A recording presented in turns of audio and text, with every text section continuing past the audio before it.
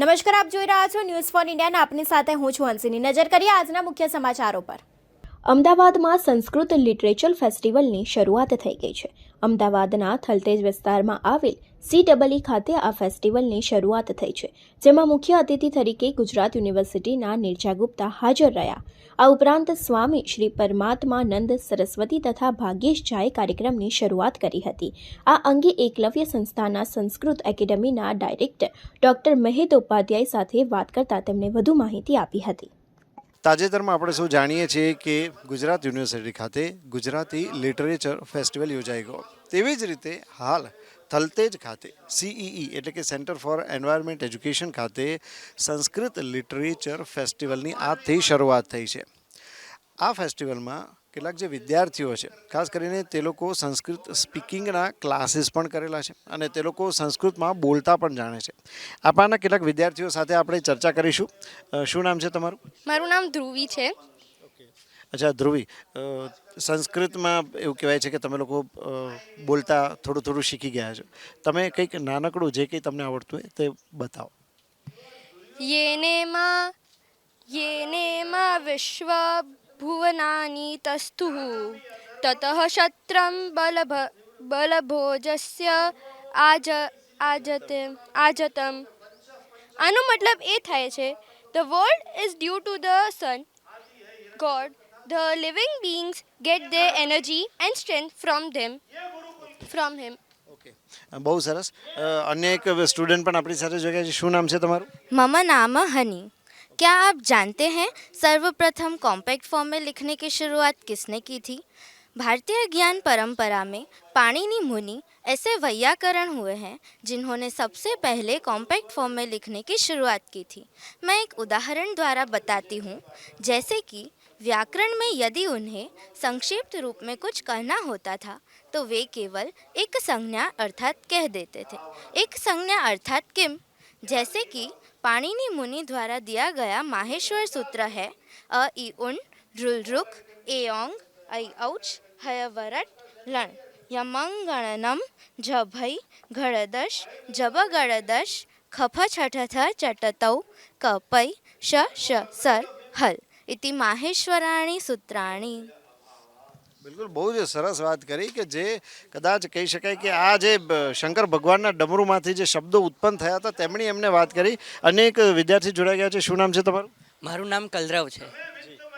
શું કહેશો આપ? આ સંસ્કૃત જે છે તમે આજે તમે શું તૈયાર કરી છે? આજે મેં ભારતીય જ્ઞાન પરંપરાની એવી એકમાત્ર ડિક્શનરી કે જે આપણે આસાનીથી કંઠસ્થ કરી શકીએ છીએ તેના ઉપર મેં થોડુંક તૈયાર કર્યું છે. હું આપને બે પદ્ય સંભળાવવા ઈચ્છીશ. શંપાશત હૃદા હ્રદિન્યૈરાવત્ય ક્ષણપ્રભા તાંગિત સૌદામની વિદ્યુત ચંચલા ચપલા અપી. અહીં આ શ્લોકમાં શંપા શતહૃદા હ્રાદિની ઐરાવતી ક્ષણપ્રભા તાંગિત સૌદામની વિદ્યુત ચંચલા અને ચપલા, આ 10 નામ કે જે વીજળીના 10 નામ છે એ માત્ર એક નાનકડા પદ્યમાં આપણને કહી દીધા છે. સાચે જ ભારતીય જ્ઞાન પરંપરા અદ્ભુત છે. બિલકુલ સાચી વાત છે. એક જ જે શબ્દ છે, આપણે વીજળી જોયું, તેના અનેક સિનોનિમ્સ જે છે તેના સમાનાર્થી શબ્દો છે તેની ભાઈએ વાત કરી. અનેક વિદ્યાર્થી જોડાયા છે. શું નામ છે આપનું? मम नाम कल्पः. अहम् अहमदाबाद संस्कृत अकादम्याः छात्रः अस्मि. अत्र अद्य संस्कृत लिटरेचर फेस्टिवल् अस्ति. अत्र वयं मम मित्रं कलरवः अपि अस्ति. वयम् अत्र स्वयंसेवकाः सन्ति. બિલકુલ, બહુ જ સુંદર રીતે તેમણે પોતાનું ઇન્ટ્રોડક્શન આપ્યું. આ વિદ્યાર્થીઓ જે કહી શકાય કે અત્યારથી જ સંસ્કૃતમાં બોલતા શીખી રહ્યા છે. અને ખાસ કરીને જો વાત કરવામાં આવે તો આગળ જતાં તેઓ કદાચ આમાંથી જ એક નવી ટેકનોલોજી, અને ટેકનોલોજી પણ કદાચ પાછી સંસ્કૃતમાં હોય તેવું પણ સામે આવે તો નવાય નહીં. તો SFL એટલે કે સંસ્કૃત લિટરેચર ફેસ્ટિવલમાં હાલ અમારી સાથે જોડાઈ ગયા છે ગુજરાત યુનિવર્સિટીના vice chancellor Nirja ગુપ્તાજી. Nirja ma'am, સ્વાગત છે અમારા કાર્યક્રમમાં. સંસ્કૃત લિટરેચર ફેસ્ટિવલ, શું કહેશો આના વિશે? अत्र अस्मिन् उत्सवे अहम् उपस्थितो अस्मि અને मम हृदय अत्यन्त उल्लसित अस्ति.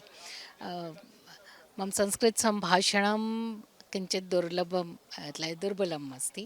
એટલે આપણે કહી શકાય કે આવું કંઈક થાય તો સંસ્કૃતનો જે મર્મ છે, આત્મા છે, એ લોકો સુધી પહોંચશે ને એટલી ક્લિષ્ટ નથી. આપણે પ્રયત્ન કરીએ તો એના સંભાષણ છે, સંસ્કૃત સાહિત્ય છે, જે એકચ્યુઅલી સમાજ થોડું વિહીન થઈ ગયું છે, એ ત્યાં સુધી આવા ફેસ્ટિવલ હોય તો એના થ્રુ પહોંચી શકાય. એટલે બધાને એમાં થોડા પ્રયાસોથી આગળ એને વધારવું જોઈએ. મેડમ છેલ્લે સંદેશો શું આપશો લોકોને? સંસ્કૃત આપણી દેવ ભાષા છે અને સોસાયટીમાં આપણે તેનો વધુ પ્રચાર થાય, સમાજ માટે શું સંદેશ? સૌથી વૈજ્ઞાનિક ભાષા છે, નાસા પણ કહે છે અને વૈજ્ઞાનિકો પણ કહે છે. એ વૈજ્ઞાનિકતા એમાં પોષિત કરવા નથી આવતી, એ પોતે જ પહોંચી જાય છે. એટલે સંદેશ તો બસ એટલું જ છે કે સંસ્કૃત સાથે જોડાઈએ, ઓછું હોય વધારે હોય, પણ સંસ્કૃત પોતે જ આપણને સંસ્કારિત કરી દે છે. બિલકુલ મેમ, અમારી સાથે જોડાયા તે બદલ આપનો આભાર.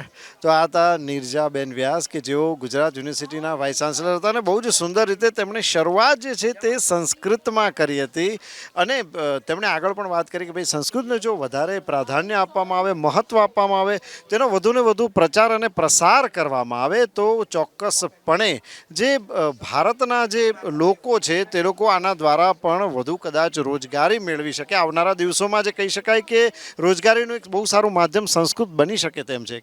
તો મેં વાત કરી તેમ હાલ ન્યૂઝ ફોર ઇન્ડિયાની ટીમ આવી ગઈ છે SLF સંસ્કૃત લિટરેચર ફેસ્ટિવલમાં અને અહીંયાના જે આયોજક છે ડૉક્ટર મિહિર ઉપાધ્યાય તે અમારી સાથે જોડાયા છે. સર, સંસ્કૃતનો આ જે આખો ફેસ્ટિવલ છે તેના વિશે કંઈક કહો. સંસ્કૃત ભાષા એ જ્ઞાનની ભાષા છે, એ સર્વવિદિત છે અને એ જ વિષયને લઈને સંસ્કૃત ભાષા કઠિન નથી. સંસ્કૃત ભાષા અત્યંત સરળ છે અને વર્તમાન સમયમાં પણ એટલી જ પ્રસ્તુત છે. આ બધા વિષયોને લઈને સંસ્કૃત લિટરેચર ફેસ્ટિવલનું આયોજન કર્યું છે, જેમાં આપણે થીમ રાખી છે ભારતીય જ્ઞાન પરંપરા.